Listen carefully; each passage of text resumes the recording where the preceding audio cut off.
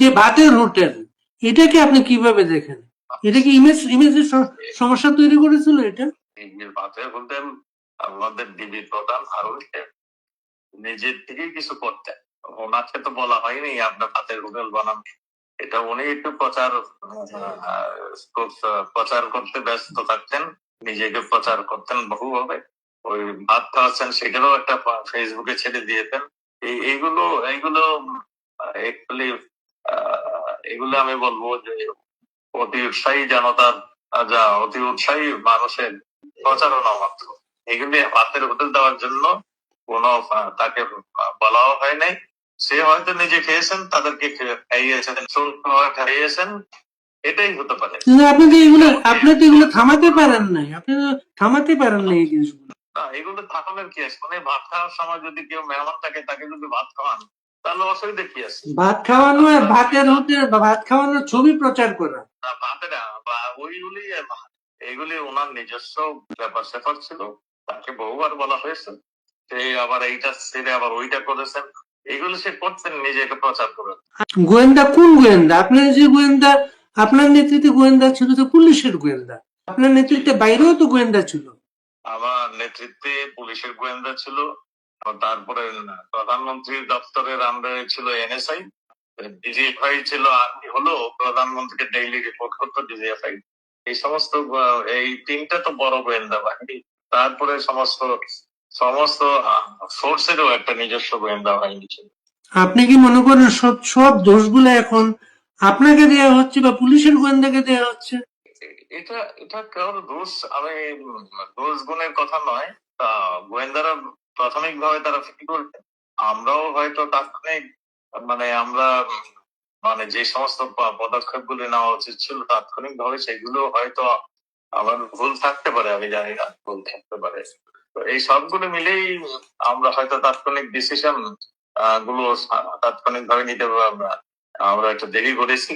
এই সমস্ত কারণে হয়তো হতে পারে, কারণ আমাদের কনফিডেন্স ছিল যে এত উন্নতির পরে, এত সুন্দর অবস্থানের পরে কেউ এই ধরনের দেশকে সিরিয়া কিংবা লিবিয়ার মতন বানাবার প্রয়াস দিবেন না। আজকে দেখছি আমাদের দেশ একদম ধ্বংসের দ্বার প্রান্তে চলে আসছে।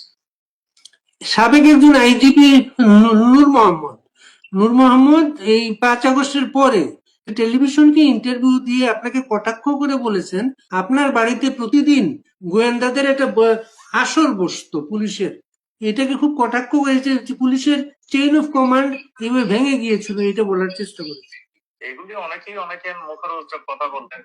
আসলে আমরা আমাদের এখানে শুধু পুলিশ নয়, সেখানে আর্মির একজন রিপ্রেজেন্টেটিভ, একজন ব্রিগেডিয়ার আসতেন, পিএসও তরফ থেকে আসতেন, আর এখানে বিডিআর চিফ আসতেন, এখানে ডিজিএফ এর চিফ আসতেন, এনএসআই এর চিফ আসতেন, এখানে এসবি চিফ আসতেন, এখানে পুলিশ প্রধান আসতেন।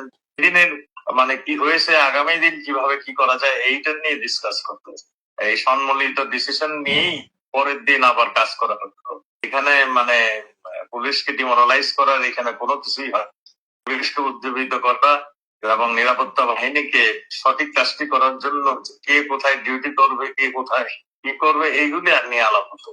মোহাম্মদ সাহেব হয়তো নিজের অজান্তেই কিছু তথ্যগত ভুল ধারণা দেওয়ার প্রচেষ্টা নিয়েছেন। আরেকটা বিষয়, আপনি গত সপ্তাহে আমাদের সাথে কথা বলছিলেন যে এই যে ষড়যন্ত্রটা আর কি, যে আপনার উপরে আপনাকে আশ্বস্ত করা হয়েছিল যে উনারা সবকিছু করবেন, আপনার কিছু করা লাগবে না, কিন্তু তারা এইভাবে আপনাদের সমস্ত প্রোগ্রাম গুলাকে প্রত্যাহার করা হয়েছে। এখন আর একটা ব্যাপার, ওই যে বিদেশি টাকা পয়সার যে কথাবার্তা গুলা আসে, ইউএসএ এর টাকা বা নানা ডিপ স্টেটের টাকা, এই টাকাগুলা ওই গণভবনে যারা পাহারায় ছিল, সিকিউরিটির ব্যাপার ছিল, বিভিন্ন এজেন্সির লোকেরা, ওদের কাছে এই টাকাটা এসেছিল, এমন ধারণা, কোনো ধারণা আপনাদের আছে এ নিয়ে? আমরা যদি তখন টের পেতাম তাহলে তো আমরা তাৎক্ষণিক ব্যবস্থা নিতাম। আমাদের কাছে মনে হয়েছে আমাদের বলে গোয়েন্দারা হয়তো ব্যর্থ ইনফরমেশন কালেক্ট করতে, কিংবা কেন করেনি সেটা আমি বলতে পারবো না। তো আমার কাছে মনে হয়েছে গোয়েন্দারা ব্যর্থ হয়েছে মানে সঠিক ইনফরমেশনটা কালেক্ট করার জন্য।